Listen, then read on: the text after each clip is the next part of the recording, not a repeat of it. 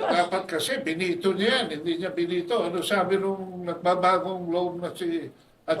Carpio? Sabi ni Chief Justice Carpio, he is directly responsible for not vetoing entire knowing that the 451 billion is an insertion.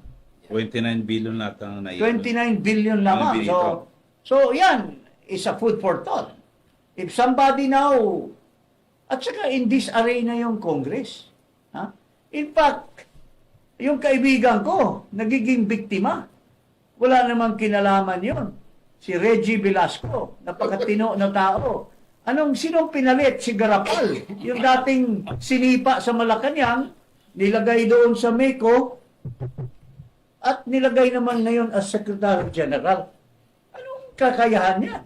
Pero, Sec, gusto ko lang i-define yung failed state para malaman ng ating audience, ha? Okay, before you do that, Yeah. dahil sa disarray ngayon ng branches of government, except probably the Supreme Court. Pero ang Supreme Court din, napakabagal din ang desisyon.